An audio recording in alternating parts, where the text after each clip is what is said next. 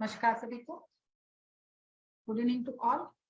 आज के इस संभाषा के सत्र में आप सभी का स्वागत करते हुए और नमस्कार करते हुए आज का हमारा जो सत्र है हम लोग आज डिस्कस करते हैं।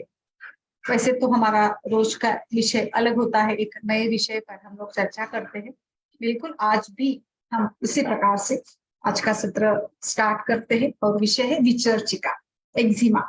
एक्जिमा बहुत ही एक कॉमन सा डिसीज है और कॉमन सा डिसीज यानी मानो कभी ना कभी किसी न किसी रूप से ये होता ही है और होता रहता है। कभी कभी तो ऐसे एक आदत सी बन जाती है इसको लेकर की कुछ 2-4 साल में कभी कभी होता है, कुछ लोगों को ये एक्यूटली होता है, कुछ क्रॉनिक भी होता है। तो ऐसे कई सारे मामले इसके सामने आते हैं। बट आज विशेष रूप से मुझे लगता है कि हम लोगों को चर्चा करनी चाहिए। जैसे अभी ये सीजन जो है बारिश का सीजन है, तो इस बारिश के सीजन में खुजली आना बहुत आम समस्या है। बारिश को लेकर अगर हम लोग इसको विचार करेंगे तो उसके कारण थोड़े से अलग हो सकते हैं। विसर्चिका एक्जिमा का मुख्य लक्षण है कंडू और पैचेस, रैशेस एंड सिक्रेशन, स्त्राव। वैसे ये आयुर्वेद में कुष्ठ रूप के रूप में वर्णन किया है, क्षुद्र कुष्ठ के रूप में। बट अगर थोड़ा हम आधुनिक तरीके से इसको विचार करें, देखें तो ये डर्मेटाइटिस भी माना जाता है। तो बिल्कुल इसी प्रकार से ये अलग अलग इसके मायने हैं। और एक्जिमा भी कई बार ड्राई एक्जिमा होता है और पामल एक्जिमा होता है। अलग अलग शरीर के हर अलग अलग हिस्से पर एक्जिमा होता है। स्काल्प एक्जिमा हो सकता है, नेक एक्जिमा हो सकता है, थाई रीजन पर होता है। बहुत सारी जगह पर कहीं पर भी आपको एक्जिमा के लक्षण दिख सकते हैं या खुजली के लक्षण देख सकते हैं आप। तो सबसे पहले तो मैं थोड़ा आधुनिक दृष्टिकोण से बताऊंगी कि एक्जिमा क्या है। एक्जिमा की सिम्टम्स ड्राई स्केली स्किन और ईचिंग, एक प्रकार के लाइक ओपन और क्रस्टेड टाइप की जख्म के जैसे स्किन आपकी इसमें बढ़ जाती है। आपकी त्वचा, पानी का प्रमाण जो है त्वचा में पानी का प्रमाण बराबर रखने की जो क्षमता है, skin loses it's elasticity, skin loses the water acquiring, ये एक जो फिनामिना होता है या प्रॉपर्टी होती है उसको स्किन धीरे धीरे लूज करती है। यानी स्किन की वो क्षमता नहीं रहती कि वो अपने त्वचा में पानी का अंश बचा कर रखे और इसी के कारण इसमें फिर पैचेस, ड्राइनेस, आपकी स्किन स्केल होने लगती है। और ये एक एटोपिक डर्मेटाइटिस के रूप से ही देखा जाता है। Atopic क्यों? Atopic means a collection of conditions that involve the immune system and so that like asthma, allergy, fever, ऐसे कंडीशंस में जहां पे डर्मेटाइटिस रेफर करता है इन्फ्लामेशन ऑफ द स्किन। तो आप सोचिए एलर्जी के रूप में जो भी सारे डिसीजेस होते हैं, इन सभी डिसीजेस में भी ये हो सकता है। Certain type of foods, certain type of like dairy products है, किसी को ब्रेड की एलर्जी होती है, मैंने देखा है बहुत सा बार ब्रेड है या पाव है या कुछ ऐसे अलग से जो होते पुदीना है या कुछ स्मोक है, सोप से, फ्रेगनेंसेस से, पोलन से। और मतलब एक्जिमा के तो कई सारे ट्रिगर पॉइंट्स होते हैं। एक्जिमा इज नॉट कंटेजियस, ये कोई संक्रामक व्याधि नहीं है।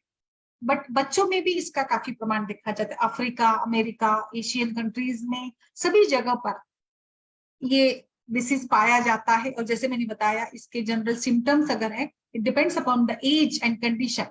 बच्चों में, बड़े एज के लोगों में इसका अलग अलग ये हो सकता है, यानी सिविरिटी अलग अलग हो सकती है। बट आमतौर पर सबसे पहला जो सिम्टम है वो है dry scaly skin, flushing of skin, itching of skin and open crusted weeping source. And so people with severe eczema अगर है पेशेंट को, तो वहां पे तो काफी अच्छे से ट्रीटमेंट आपको करनी पड़ेगी।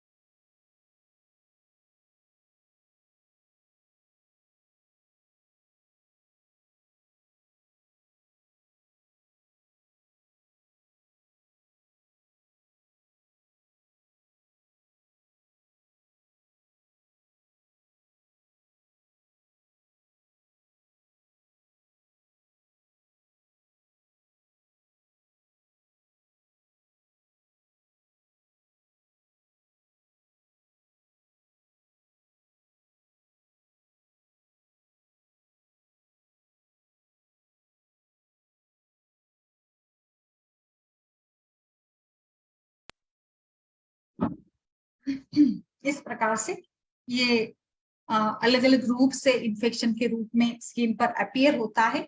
और बिल्कुल अभी हम इसको आयुर्वेदिक पॉइंट ऑफ व्यू से भी देखेंगे। बच्चों में ज्यादातर स्काल पर या गाल पर आते हैं रीश, या कभी कभी लाइक थाइस पर आते हैं, और थोड़े से बबल्स भी आते हैं जब फ्लूइड निकलता है।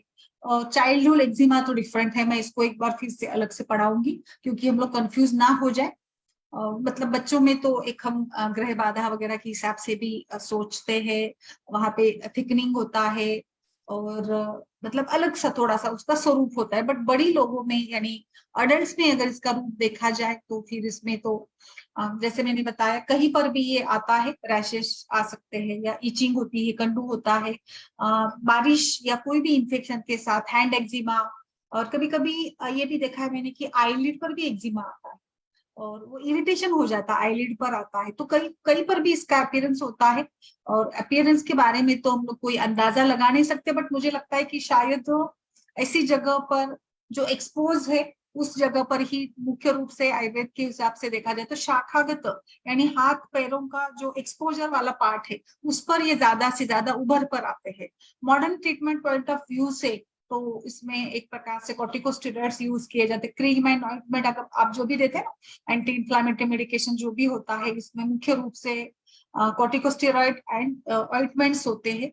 फिर ओरल मेडिसिन भी दिए जाते हैं, एंटीबायोटिक्स दिए जाते हैं जहाँ पे इंफेक्शन लगता है, कुछ एंटीहिस्टामिनिक भी दिए जाते हैं जो कि क्योंकि देखिए एक्जिमा यानी ईच द स्किन, यानी इतनी मतलब सीवियर खुजली होती कि आप खुजाए बिना रह नहीं पाते, इतनी सीवियरली। एक्जिमा यानी each the skin, each the patch, यही इसका स्लोगन है कि ईचिंग। तो ईचिंग को लेकर काफी परेशानी होती है, और पेशेंट एकदम, फिर देखिए सोचिए अगर आपका शरीर का कोई हिस्सा ईच कर रहा है, कंडू हो रहा है, खुजली हो रहा है, तो अस्वस्थता आएगी, काम में मन नहीं लगेगा। आप जितना खुजलाएंगे फिर उतना वहां पे ड्राइनेस बढ़ेगा। तो इसीलिए यहाँ पर एंटीहिस्टामिनिक्स दिए जाते हैं, कुछ मॉइस्चराइजर दिए जाते हैं, एंटीबायोटिक दिए जाते हैं, ऐसे तमाम सारी चीजों के साथ मॉडर्न ट्रीटमेंट चलती है। आगे बढ़ते हैं। अभी हम लोग आयुर्वेदिक पॉइंट ऑफ व्यू से बात करेंगे कि आयुर्वेद में इसको विचर्चिका माना गया है। विचर्चिका ये रक्त प्रदोषज कफ प्रधान व्याधि है, एक कुष्ठ का प्रकार इसको माना गया है, क्षुद्र कुष्ठ का एक रूप है विचर्चिका। एंड जैसे मैंने बताया इसमें रक्त दुष्टि भी है, रस दुष्टि भी है। अकॉर्डिंग टू चरक संहिता इसमें रैशेस, रेड कलर के रैशेस, डिस्चार्ज, ईचिंग एंड कभी कभी ब्लू डिस्कलरेशन भी होता है। और फिर ये कभी पेनफुल होता है, कभी एक प्रकार से ड्राई एंड माइल्ड इचिंग भी होती है, लेजन्स जो होती है, इचिंग होती है। एंड फिर एक्जिमा जैसे मैंने बताया ये विचर्चिका का ही रूप है। इसमें रक्त दुष्टि, त्रिदोष दुष्टि है, फिर भी कफदोष प्रधान ये मानी गई है ज्यादा से ज्यादा। इसमें एक तो एलर्जी हो सकती है, आयुर्वेदिक दृष्टिकोण से एलर्जी को हम लोग विरुद्ध आसन कहेंगे। जैसे मैंने बताया फूड, रॉन्ग फूड कॉम्बिनेशंस, या फिर exposure to typical type of any irritant, फिर उसको आप किसी भी तरीके से देखिए, किसी भी की एलर्जी हो सकती है, डिपेंड करता है। कुछ कॉजेस है एज, फैमिलियल प्रीडिस्पोजिशन, डिबिलिटी, क्लाइमेट भी एक इसका बड़ा कारण हो सकता है, और फैमिलियल सेंसिटिवनेस और जेनेटिक प्रीडिस्पोजिशन भी एक मेजर फैक्टर दिया गया देखा जाता है प्रीवैलेंस के साथ। जनरल डिबिलिटी जो होती है, जो आपकी रेजिस्टेंस पावर को कम करती है, ये भी एक कारण है एक्जिमा का। यानी आपके शरीर में धातु अच्छे से नहीं बन रहे, रस धातु ठीक नहीं बना, रक्त दुष्टि हुई है, रस ठीक से नहीं बना, इसका मतलब है अग्निमांद्य है। अग्निमांद्य आम बनना और लोअर इम्यूनिटी, क्लाइमेटिक कंडीशंस, कभी हॉट कभी हीट, मॉइस्चर। और एक बात बहुत इंपॉर्टेंट है, आयुर्वेद में रसव स्रोत दृष्टि के हेतु जो बताए, चिंतानाम च अति चिंतनात्, साइकोलॉजिकल स्ट्रेस बहुत ही प्रोवोकेटिव फैक्टर है। Chemicals, cosmetics, clothing, infections, organism, कोई भी हो, ये सारे कॉन्ट्रीब्यूटरी फैक्टर्स रहेंगे विसर्जिका की, अगर आप संप्राप्ति देखना चाहते हो तो। इसमें आहारज हेतु हो गए, विहारज हेतु हो गए, और मानसिक हेतु हो गए। विरुद्ध आहार का बड़ा रोल है इसमें, मुख्य रूप से यवक, barley, low variety of barley, actually direct barley नहीं कह सकते, यवक, उद्दालक, ब्लैक ग्राम, हैनक, कोद्रू रस एक करके एक बताया क्लासिकल ग्रेन है ये, दूध के साथ इसका सेवन करना, दही, छाछ, हॉर्स ग्राम, ब्लैक ग्राम और तेल, बहुत ज्यादा मूली, रेडिश और गार्लिक, दूध के साथ गार्लिक। बट एक्चुअली अभी थोड़ा सा मुझे भी कभी कभी आश्चर्य होता है, क्योंकि हम लोग रसोन क्षीरपाक का उपयोग करते हैं ना, तो वो काफी फायदेमंद है। वात के विकारों में तो बताया ही जाता है कि लहसुन क्षीरपाक यूज करें। बट आई डोंट अंडरस्टैंड कि फिर यहाँ पे एक विरुद्ध रूप में कैसे बताया है। शायद फिर वहां पे उसको उबाला जाता है, अच्छे से पाक किया जाता है। बट यहाँ पर कि गार्लिक दूध के साथ प्रोहिबिटेड है, बट एक्चुअली गार्लिक दूध के साथ उबाल कर लिया जा सकता है गर्म पानी के साथ। बट यहाँ पे जैसे आप भी इसके ऊपर अपना मत प्रकट करिएगा, बट जैसे गार्लिक दूध के साथ पीना, यानी ऐसे दूध में डालकर पीना शायद हेतु बन जाता है। बट अगर आप उसको अच्छे से क्षीरपाक विधि से बना देते हो तो in fact I think it's a great remedy for many of the diseases.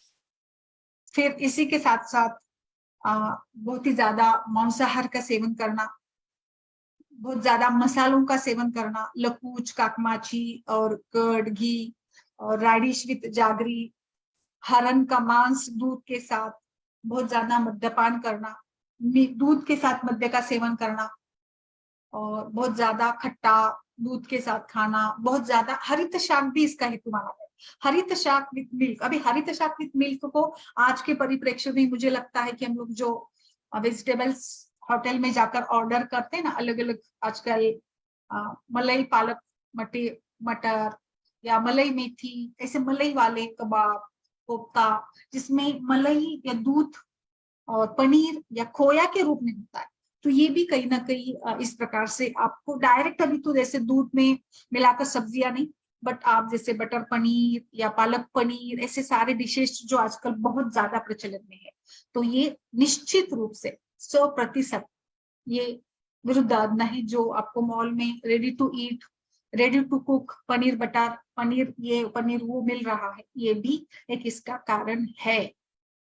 Fish, lemon, milk together लेना, नया धान्य, दही का बहुत ज्यादा सेवन करना, साल्टी नमकीन खाना, ये आज की जनरेशन को तो आई थिंक नमकीन ही पता है, उनको तो बाकी टेस्ट ही पता नहीं, तो इतना नमकीन का सेवन, ज्यादा तिल का सेवन, तिल, दूध और गुड़ का सेवन, यानी overall wrong combinations of food, ये ही इसका मुख्य रूप से कारण है।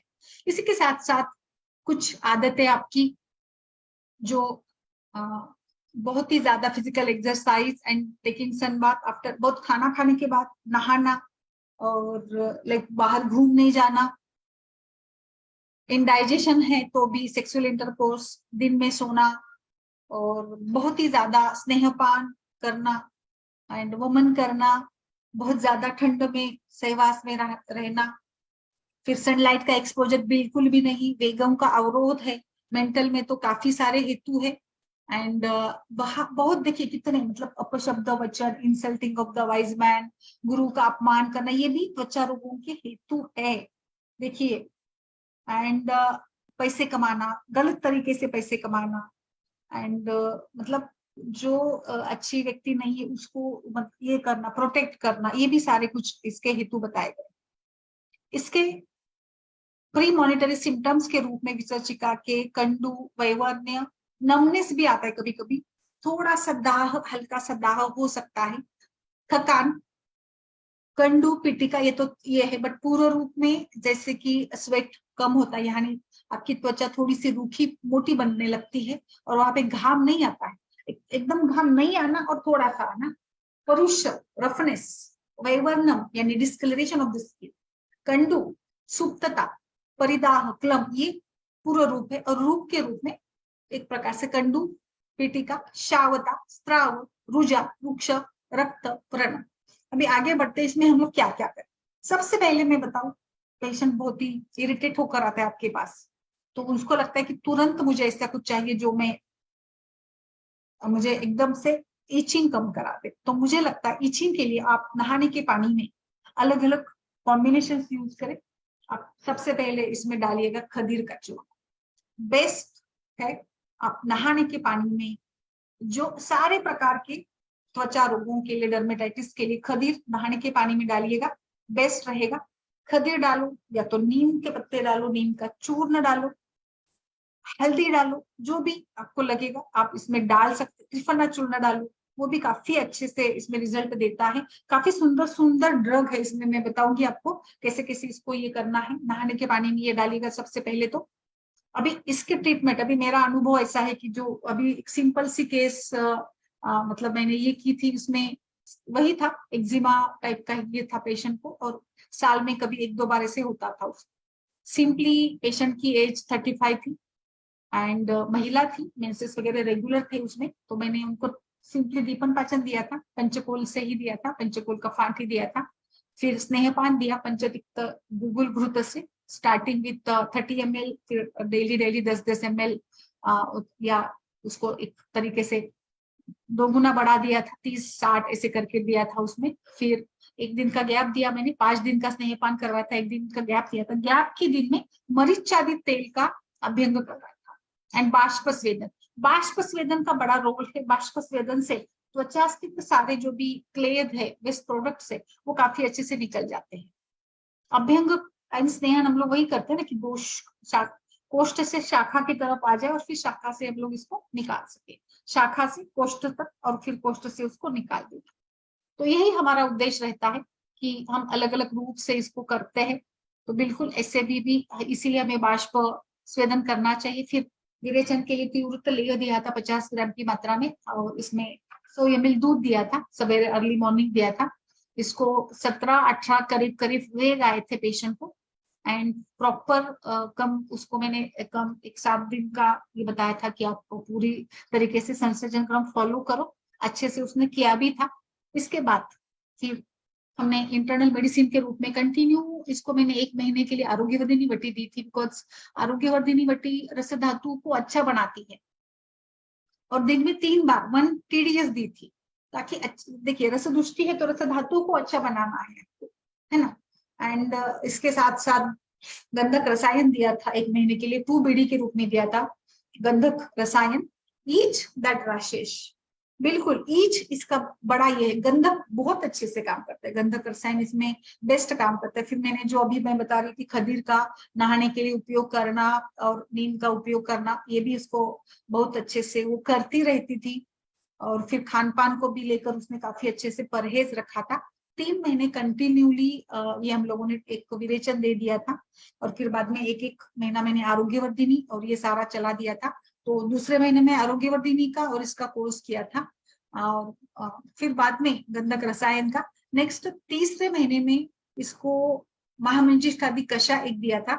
महामंजिष्ठादि कषाय में मंजिष्ठा वगैरह जो भी वो भी काफी अच्छे से रक्त की इसके लिए काफी अच्छे से उनका रोल रहता है, अच्छे से काम करते हैं। और इसीलिए और उस जगह पर हमने नेक्स्ट 3rd महीने में मैंने शिरीषादि कषाय करके एक आता है। शिरीष वर्ग के जो द्रव्य है वो थोड़े से भूताभिसंधि, भूताभिषग्न और भूत चिकित्सा के रूप में माने गए, बट यहाँ पे शिरीष जो है त्वचा के लिए भी काफी अच्छा काम करता है, तो उसको ओरली काढ़े के रूप में दिया था।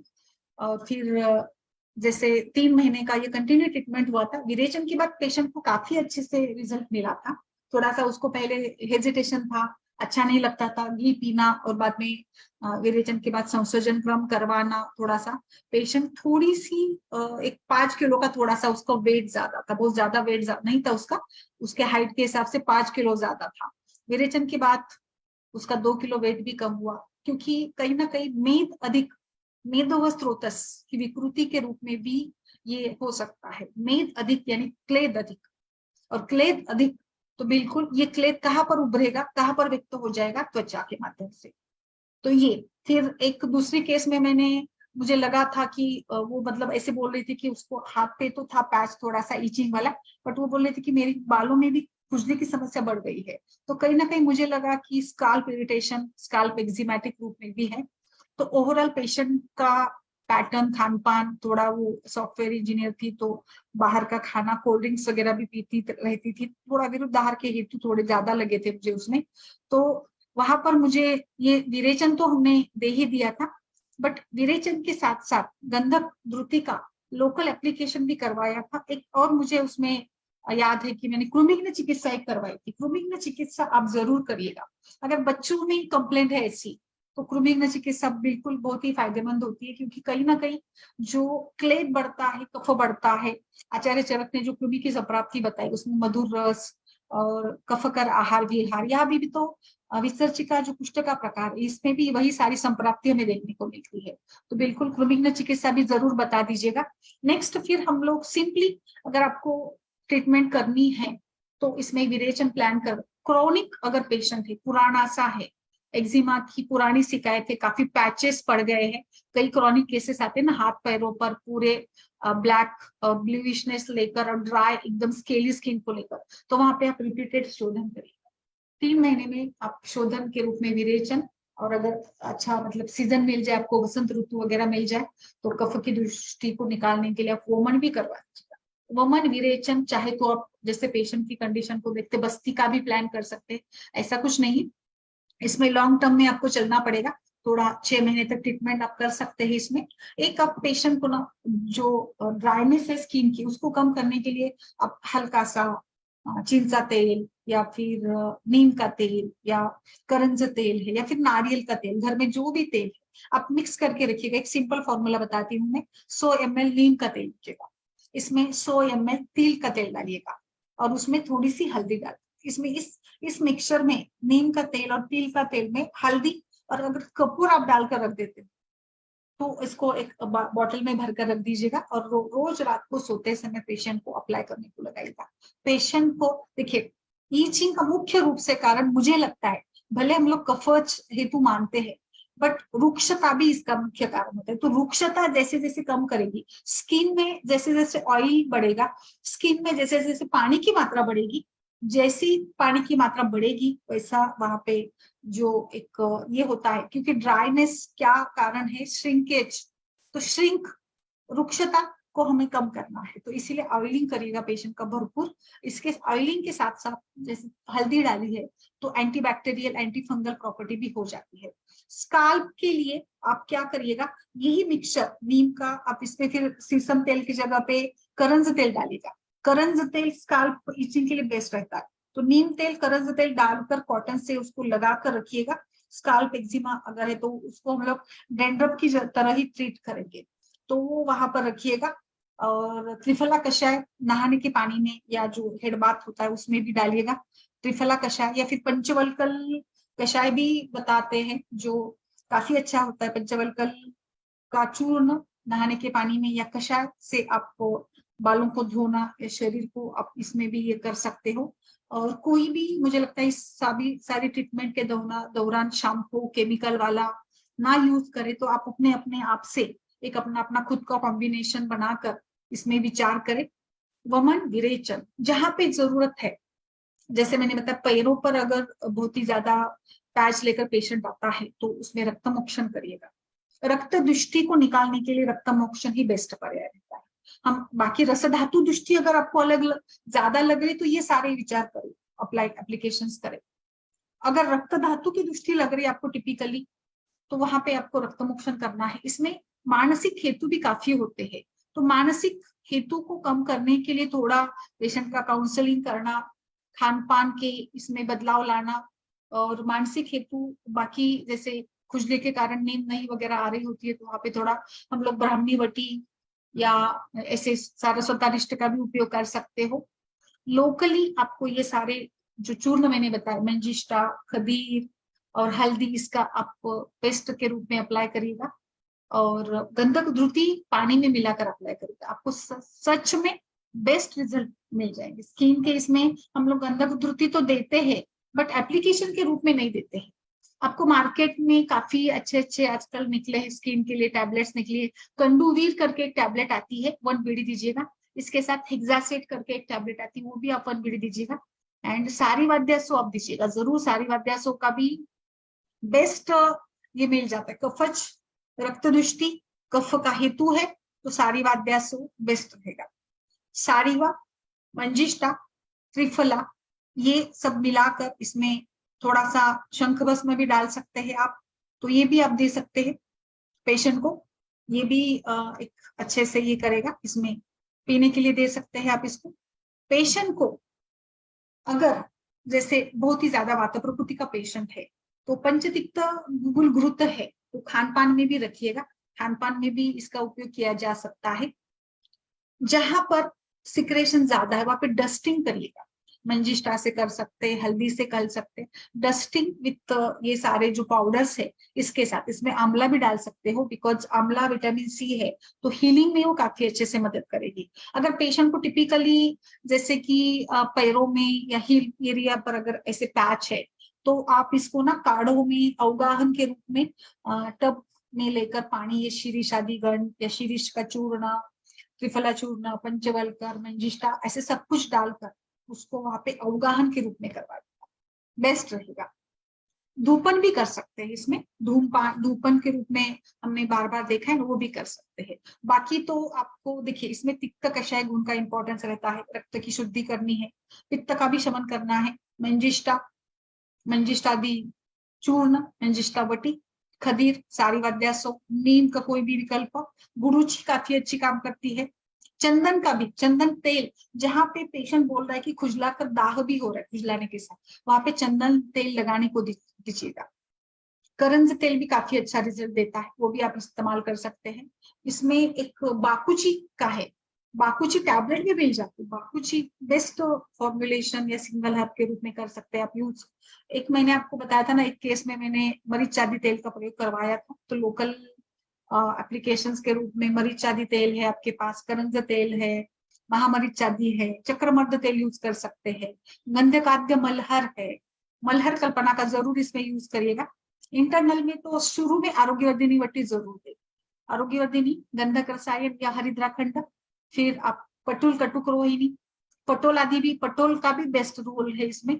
तिक्त घृत से भी स्नेहपान कर सकते, महातिक्त से कर सकते, त्रिफला से कर सकते, पंचतिक्त घृत गुगुल से स्नेहपान कर सकते हैं।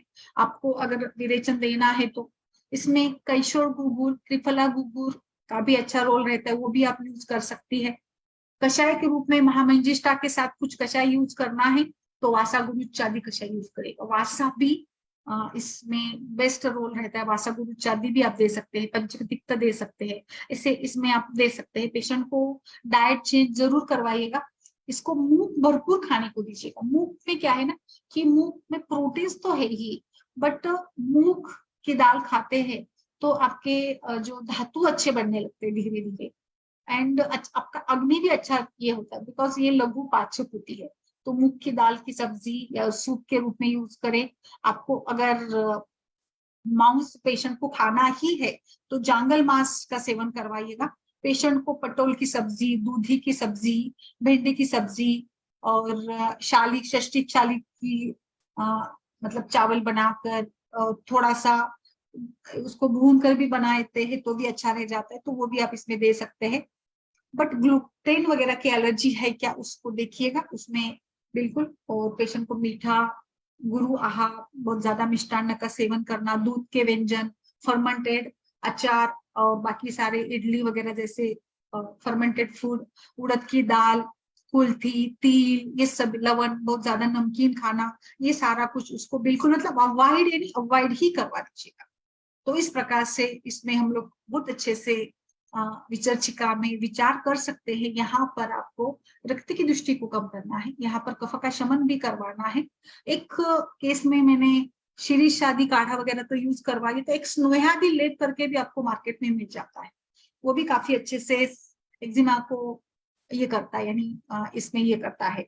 एक मैंने जैसे मानसिक हेतु में बता रही थी ना कि एक्जिमा में या स्किन डिसीजेस में चिंता ये भी बड़ा हेतु होता है, तो इस चिंता के लेवल को कम करने के लिए आप धीरे धीरे, एक बार आपका इचिंग, आपका जो सिम्टोमेटिक ट्रीटमेंट या आपने शोधन कर लिया और आपको लग रहा है कि पेशेंट अभी काफी कंफर्टेबल है, पेशेंट का जो भी इचिंग और ये था वो काफी अच्छे से कम हुआ है, तो उसमें फिर आगे आप रसायन चिकित्सा जरूर दें। रसायन क्यों देना है, शोधन तो हो गया है, तो रसायन चिकित्सा के रूप में आप जो भी प्रेफर करते हैं रसायन, इसमें थोड़े त्वच द्रव्य हो उसका जरूर प्रयोग करिएगा। जैसे भृंगराज रसायन दे सकते हैं, बापूजी रसायन दे सकते हैं, आरगवत दे सकते हैं, काफी सारे रसायन है। त्रिफला, भृंगराज रसायन का क्यों मैंने बताया, बिकॉज भृंगराज ये त्वचा के लिए भी अच्छा काम करता है, और इसीलिए भृंगराज रसायन। गुरुची भी दीजिएगा, गुरुचादी रसायन, तो गुरुची और भृंगराज को एक साथ दे सकते हो। क्यों देना है, गुरुची भी आपकी इम्यूनिटी लेवल को बढ़ा देगी। भृंगराज तो ऐसे बताया जाता है कि भृंगराज का सेवन करने से तो सारे व्याधि नष्ट हो जाते हैं, मतलब 1 महीना कंटिन्यू इसका सेवन करना तो रसायन का उत्तम पर्याय माना गया है। और इसमें आप भृंगराज का जरूर डालिएगा।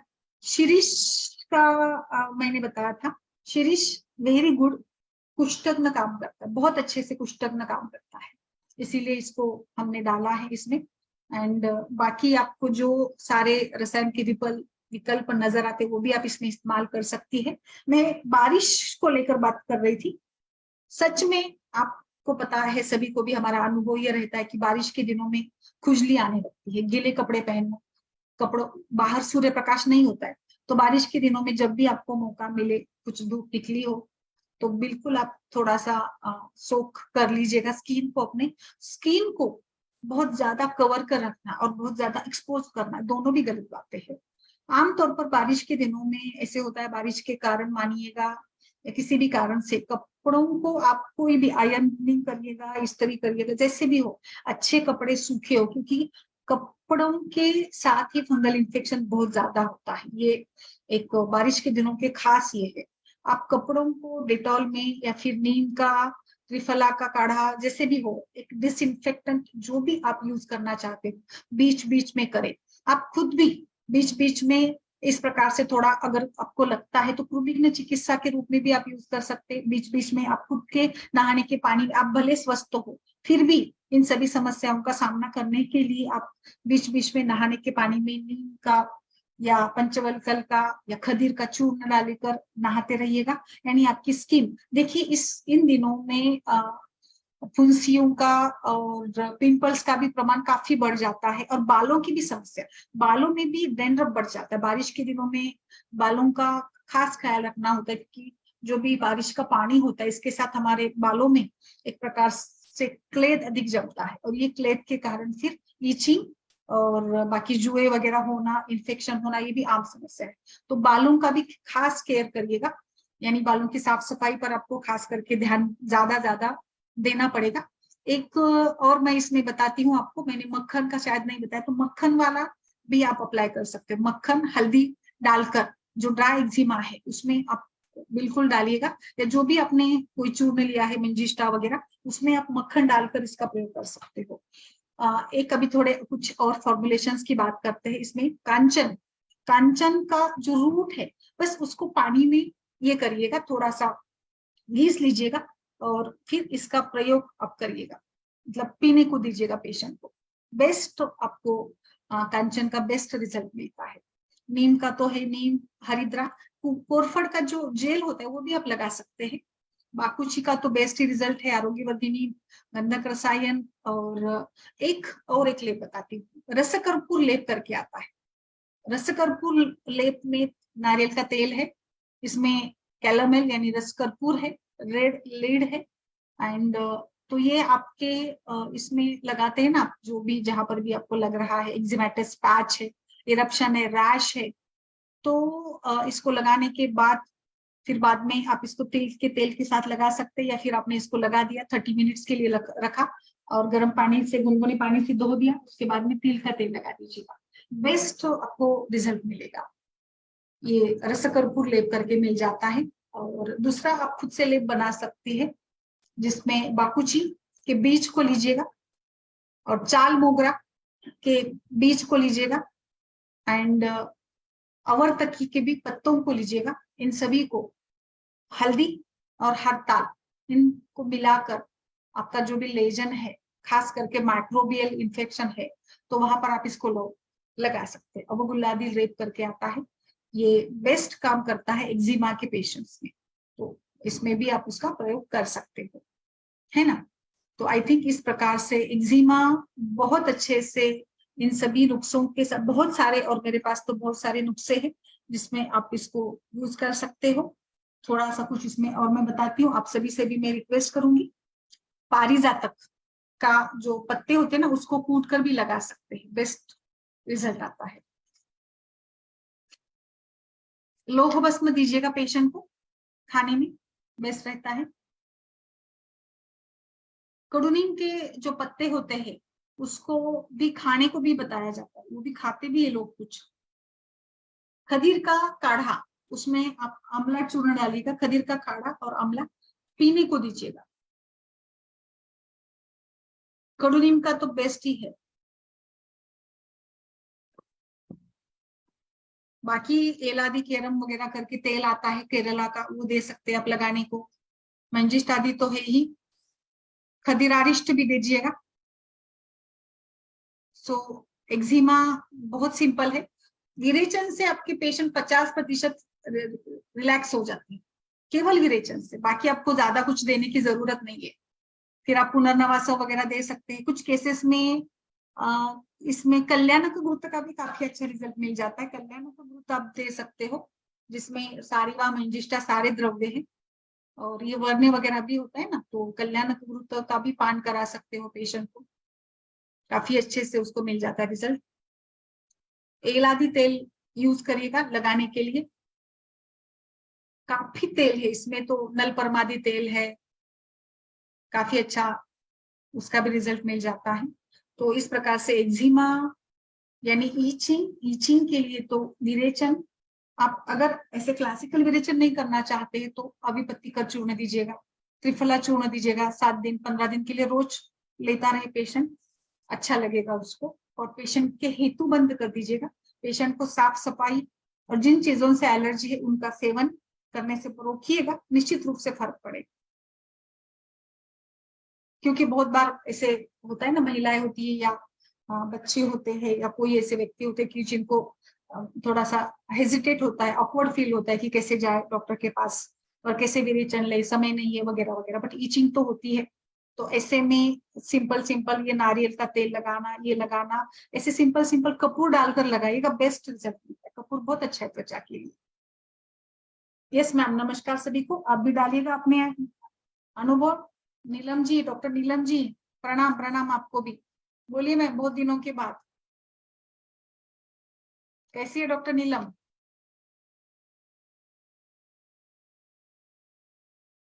यस माधुरी बोलिए, अर्शिया माधुरी बोलिए। Doctor Shubhra ji, doctor ma'am Deepti जी, आप क्या यूज करती है? डॉक्टर ज्योति पाल, बोलिए मैम। मैम आपने जो बोला वही यूज कर, मुझसे आरोग्यवर्धिनी, गंधक, रसायन, रस, रक्त पाचक, मांस पाचक भी मैम, मेद पाचक भी करती हूँ। कभी क्लेद होता है ना, रावी वगैरह, तो मैं उसके लिए मेद पाचक भी यूज करती हूँ। फिर कैशोर गुग्गुल मैम बहुत अच्छा करता है, वो रक्तगत आम का बहुत अच्छा पाचक है, वो भी अच्छा है। मेदोहर का ना, मेदोहर गुगुल भी दे सकते हैं, जैसे मैंने बताया था ना उस केस में, पेशेंट का मतलब वेट अगर ज्यादा है, हाँ हेवी है, मेद धातु दृष्टि है, तो उसमें मेदग्न उपाय भी करिएगा जरूर। हाँ, तो मैम ये भी गंधक ग्रुप की मैंने नहीं यूज किया, पर मैम मैंने चाल मोगरा ऑयल है ना, वो किया है। हम्म और मैंने चक्रमर्द वगैरह है ना, ऐसे ये यूज हम्म करके विडंग वगैरह, खदीर ऐसा लेप वगैरह, तो मैम उससे भी बहुत अच्छा रिजल्ट आता है। फिर अविपत्तिकर चूर्ण, त्रिफला चूर्ण, हम्म, अविपत्तिकर में ही चक्रमर्द डाल के मैम मैं ऐसे देती हूँ, थोड़ा यस वो भी दे बाकी। सकते हैं। हाँ, तुलसी भी डालती हूँ थोड़ा मैम ऐसे। यस तो यस। हाँ, तो ऐसे मतलब अलग अलग बहुत सारे कॉम्बिनेशन, खतीरारिष्ट है मैम, मंजिष्ठा, हम्म सारका, विद्यासव, हम्म ये भी हम्म, मैम। और अभी यस बीच में रिसेंटली मैम की मेरे केस, तो महातिक्त ग्रुप मैं चलाती हूँ मैम, और उसका ही मैं लेप बिल्कुल। लगाती हूँ। महातिक्त ग्रुप का लेप लगाया ना मैम, फटाफट रिजल्ट, उसी को ही यस स्किन पे लगाने को बोलती हूँ। यस। तो अभी बीच में ही वो दिया था एक केस को, तो उसका पूरा हाथ, एल्बो से शोल्डर जॉइंट, दोनों हाथ, पीठ, बैक हम्म साइड, हम्म, स्ट्रीट, और फेस, और लिप्स है ना, लिप्स का लगाया था, फेस लिप्स भी कट गए थे, सब अरे एग्लिचर बाप। का ही था। हाँ मैम, बहुत हॉरिबल था। हम्म सिर्फ देखने के वो इसमें भी, और स्किन भी ना एल्बो की सी कटी हुई थी, वो भी कटने लगी थी। जैसे चर्मदल हो जाता है ना, एक्जिमा होके ड्राई। हम्म और तो हम्म इसमें यही हम्म मैंने मैम स्टार्टिंग में आरोग्यवर्धिनी, गंधक, रसायन, आरगवत, हरितक की आरगवत भी अच्छा रहता है ठंडी में। फिर हम्म वर्ण्यवती, ऐसे रस, रक्त पाचक, और हम्म काढ़ा भी ऐसा दिया था ना, खदीरारिष्ट, विडंगारिष्ट भी हम्म दिया था मैम, क्योंकि उसकी कृमि की चिकित्सा। और महातिक्त घृत पीने को, और ये किया था, क्या बोलते हैं, हम्म, लगाने को बोला था उसको अच्छे।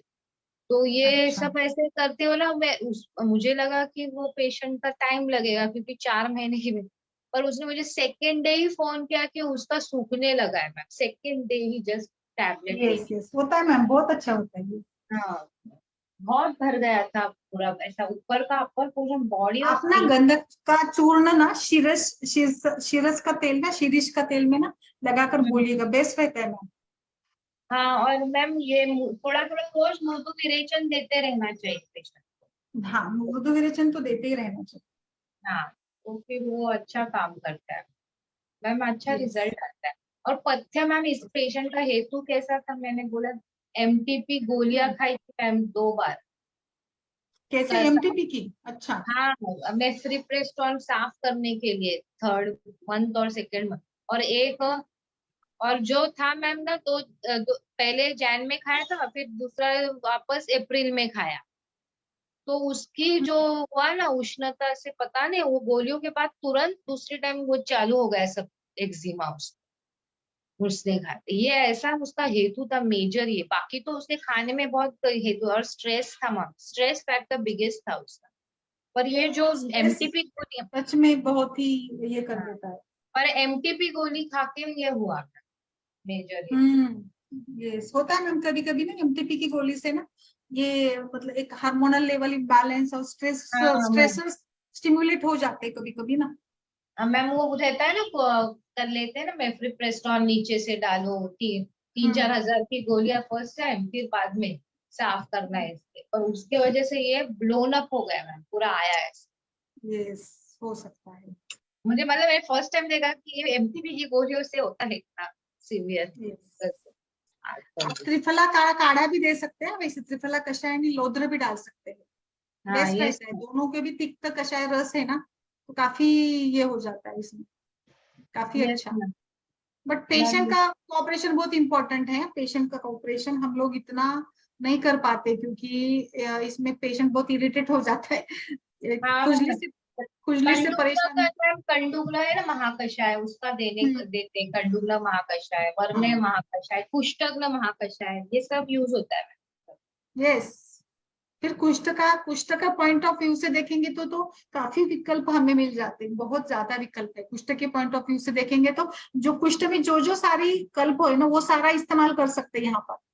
हाँ मैम, कर सकते हैं, बहुत सारी। पूरे पूरे पूरे सारे यार ये द्रव्य है, मैंने फिर तो सिर्फ धतूर शमन वगैरह। पे ही मैम, शोधन के लिए तो पेशेंट मेरे यहाँ तो नहीं आता है, पर शमन के, क्योंकि बिजी लाइफ स्टाइल में सबको बोलते हैं ना पैलेटेबल इजी वे चाहिए, तो ये सब ढूंढ के देना पड़ता, तो रेडीमेड काढ़े लिख के दो उनको, घर पे भी बनाने का Yes. मतलब बोलते और थोड़ा मेहनत सा नहीं ब्लड सर्कुलेशन को भी इम्प्रूव करे, पेशेंट को आसन वगैरह भी कराए, जो थोड़ा स्ट्रेस भी है। हाँ, रिड्यूस हो और जाएगा ना, मैम ये लाइक भुजंगासन। रक्त मोक्षण कर सकते हैं, और इसमें हो सकता ये रक्त मोक्षण तो है ही, जहाँ पे आपको रक्त दृष्टि ज्यादा लग रही वहां पे वो करे, नहीं तो भुजंगासन वक्रासन वगैरह से भी काफी रिजल्ट मिलता है। है। हाँ हल्दी, मैम। तेज पत्ता वगैरह डाल सकते हो इसमें। और कल है का मैम, कैसे रहा? थोड़ा सा आवाज का समस्या। हाँ मैम, और ये लोग का खाना भी है मज्जा ना। सिद्ध तेल का। हाँ, मज्जा स्थिति का मैम अच्छा था, मैंने थोड़ा सुना प्रश्न उत्तर के वक्त में, संपदा मैम तलक मैंने सुना था मैम, बाद में मेरा पेशेंट आया, इसलिए मैं ये हाँ। उनका ट्रीटमेंट बताया अच्छा। ना, उधर तलक सुना मैंने, बाकी अच्छा था yes ma'am. Yes yes. Sir yes. का वो थॉट जो अवलंबक का, वो बहुत मेरे को ये लगा, मैंने मेरा क्या सोच है चल। इनका, वो मतलब उनकी हाँ एग्जैक्ट। मतलब उनकी सोच कहाँ अच्छा, लगा। नहीं नहीं, किसके बारे में बताया था वो? डेंगू के बारे में ना उन्होंने बताया था। हाँ, मतलब वो उनकी संपदा मैम के हस्बैंड के बोले ना, मूत्र त्रिक संधि के हाँ। यहाँ, मतलब लोअर पार्ट में मूत्राशय है ना, तो उधर अवलंबक कफ का भी ये रहता है हम्म ना, त्रिक संधि। तो उन्होंने बोला हम्म। तो फाइन कटी के लिए भी बस्ती, बताया था। यस दे दो यस करके, वो अवलंबक कफ अच्छा यस निर्माण यस होगा। वो बराबर है। यस। ये थोड़ा अलग कुमकुमादी तेल भी लगा टॉपिक। सकते वैसे अगर नहीं, अच्छा था एकदम अल्टीमेट, मतलब ना देखो विदाउट, और इतने सिंपल तरीके से बताना, नहीं तो कभी कभी ऐसे होता है ना कि वैद्यों को भी काफी ये होता है। नहीं मैम, बहुत वो हमेशा उनका, मैंने ये एकदम जितने सुने हैं ना बहुत सालों से, वो बहुत सिंपल है और वेरी डाउन टू अर्थ, और एकदम सिंपल बहुत भाषा सिंपल में है, कुछ बताते हैं। हाँ, उनको कुछ मान या कुछ ऐसे भी नहीं है, कुछ ऐसे ज्यादा हाँ, ये भी नहीं रहता है।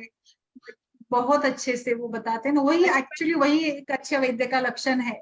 हाँ तो मैम। फिर आजकल तो थोड़ा नॉलेज होता है तो इतनी हाँ घमंड आ हाँ। जाती है लोगों को, पता नहीं नहीं। मैम, और ये रेयर है कि ना नाना जोशी और वो थे ना एक पिता भी इतने श्रेष्ठ थे वैद्य, और बेटा भी, मतलब ऐसा रेयर होता है कॉम्बिनेशन। रेयर होता है, एग्जैक्टली हाँ, रेयर क्योंकि होता है। ऐसा जरूरी नहीं कि बच्चा भी निकले अच्छा हो, बोले हाँ ना वो ऐसा। तो है, रेयर हाँ, है। रेयर है ये कॉम्बिनेशन। Yes exactly. तो चलिए, जैसे वो आपने है डाला ना, था। वो सचिन तेंदुलकर का बेटा कहाँ अभी, सचिन तेंदुलकर का बेटा हम पे कर हो सकता है क्या? पर ये अलग है, नाना जोशी और प्रवीण जोशी अलग पर्सन है और अच्छे हैं वो दोनों। ऐसे तो कई सारे उदाहरण है, बट अभी हम लोग सोशल मीडिया पे बोल नहीं सकते। नाम वो लेना बात किसी का ठीक नहीं है। एग्जैक्टली। नहीं है, पर मैंने अच्छा के लिए बोला कि ये रेयर हाँ कॉम्बिनेशन। नहीं नहीं नहीं, वो तो है, बिल्कुल वो तो है ही, बिल्कुल वो तो। और फिर एक्चुअली मतलब कैसे ऐसे भी बोला जाता है ना कि एक जनरेशन में बहुत अच्छा ये होता है, प्रोजेनी होती है, फिर कई बार ऐसे देखा जाता है कि 2-3 जनरेशन में नहीं होता है। मैंने सुना है हाँ ऐसे, पता नहीं, नहीं। आई डोंट बिलीव, बट मतलब उतना सक्सेस रेशो नहीं रहता। एक जनरेशन वाला व्यक्ति जो है ना, वो काफी हाँ फेमस होता है।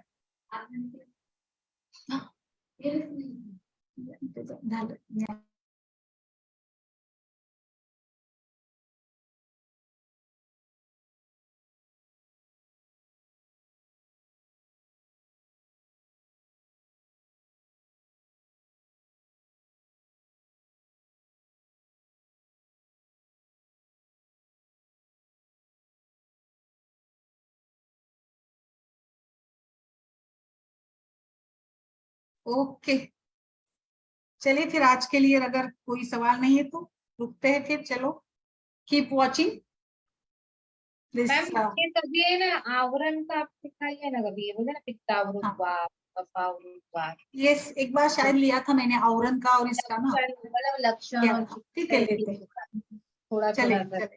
हम यस हमेशा यस भूल जाते हैं ये लक्षण। यस, भूल जाते हैं, आवरण का थोड़ा होता है जैसे। ठीक है फिर, चलिए फिर कल मिलते हैं।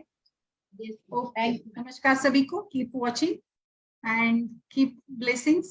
थैंक यू, नमस्कार, शुभ रात्रि।